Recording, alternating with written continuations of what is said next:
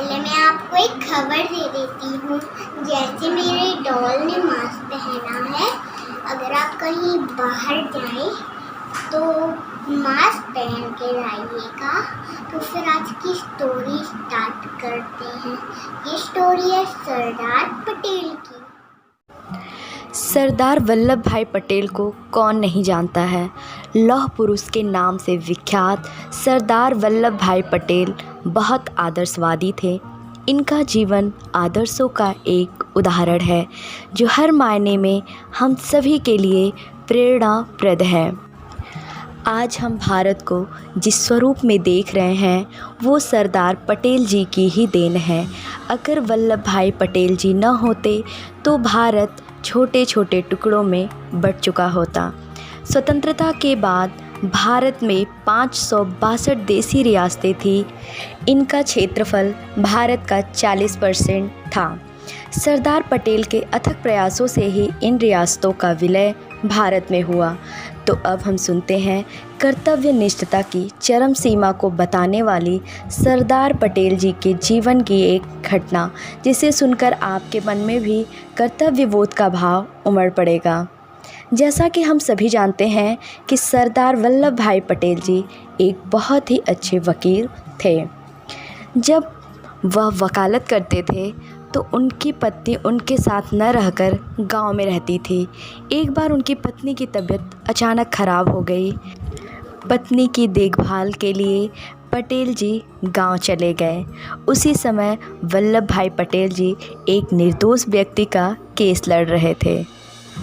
उस व्यक्ति को धोखे से आरोप में फंसा दिया गया था। उसकी पेशी उसी वक्त अदालत में पड़ी।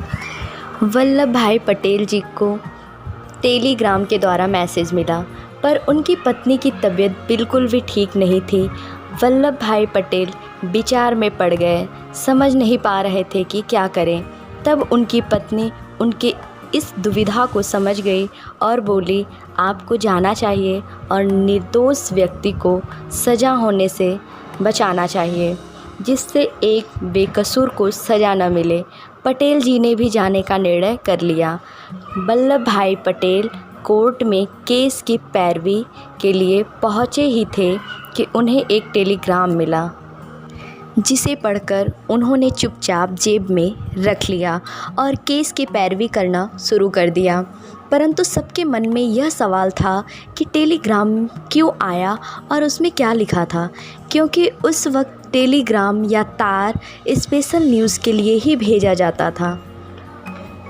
पटेल जी बहुत अच्छे से केस लड़े, अच्छी दलील दी और सबूत पेश किए। इस तरह से बेगुनाह को बचा लिया। सभी ने सरदार पटेल जी की खूब प्रशंसा की, केस जीतने पर बधाइयाँ दी। उसी समय किसी ने टेलीग्राम के बारे में पूछ लिया। तब पटेल जी ने जेब से निकालकर टेलीग्राम दिखाया, जिसमें उनकी पत्नी के देहांत की खबर थी। यह खबर सुनते ही वहाँ पूरा सन्नाटा छा गया। सभी कहने लगे, आप अपने बीमार पत्नी को छोड़कर क्यों आए?